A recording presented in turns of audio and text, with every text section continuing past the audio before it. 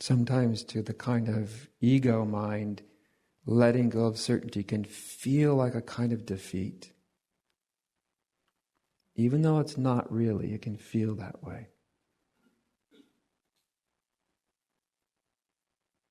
That's why sometimes people, we sometimes have certainty like just pride out of our clutching hands, And finally, when it's let go of, it can be such a relief. Like, oh God, don't have to carry that around. I don't have to be the world's judge anymore.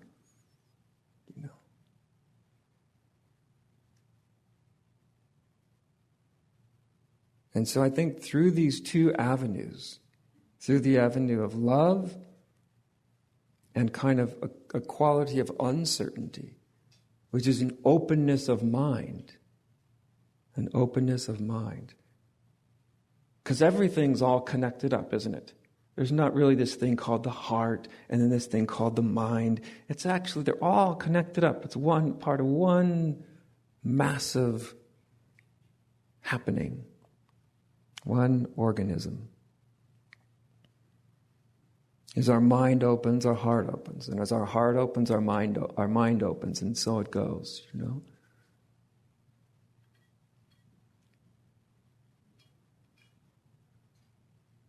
And this is the avenue through which the deeper parts of us, our deeper knowings, the things that we really deeply value, can start to move through that avenue where a kind of closed-mindedness and a closed-heartedness used to take up all the space.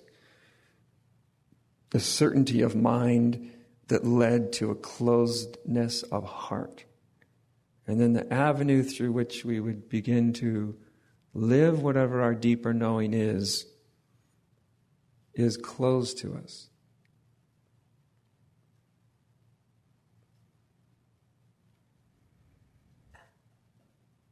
I'm sure many people in this room have had the experience, you go in a room all by yourself, you're doing your meditation, you're doing your prayer, you're doing whatever you do, or you go for a walk in the forest, and there's this wonderful clarity and this simplicity and this peace and this sense of well-being that can come over you, And then, you have to go engage in life, you go engage in the world, and you wonder, where did it all go? It was so clear out there in the forest on a walk, it was all so ridiculously clear, And I think it's because when we go back into life, something deep in our sort of mind structure thinks, okay, I need all my certainty now. I need all my certainty now. I need to know, God needs me to judge, because he or she or it must not be thoroughly capable of judging correctly, because look at all this nonsense that's happening. So I'm going to help God out, So in spiritual circles, in all sorts of traditions, uncertainty is really called the unknown. The funny thing is we can make a big old fat idea out of the unknown. We can have a big old image about what the unknown is, in a more human way, at a very approachable level that anybody can approach, even though it goes much deeper than this, but in a really approachable way. The unknown actually means to enter into the experience of profound uncertainty.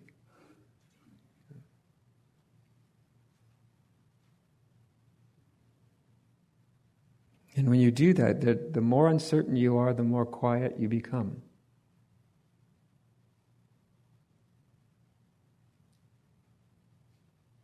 And it's actually from that space that the deepest knowing arises. Right? But the deepest knowing isn't the knowing of an idea. It's not a belief. It's a kind of capacity. In a certain sense, even spiritual awakening itself is actually awakening or bringing online a capacity that often lies dormant within us. It's there, but it lies dormant. It's just sort of turned off in a certain sense. Awakening is a kind of bringing this dormant capacity to view and experience the infinite. It's just sort of bringing it online. Awakening, in a certain sense, is the moment that it comes on. The moment that it comes online. So it always feels like a aha, because it comes online. All of a sudden, it's available to you, and it's happening, and it's operational, and you don't know how it came to be. You don't know exactly how it came online. It's quite mysterious. That's why we often call it a grace.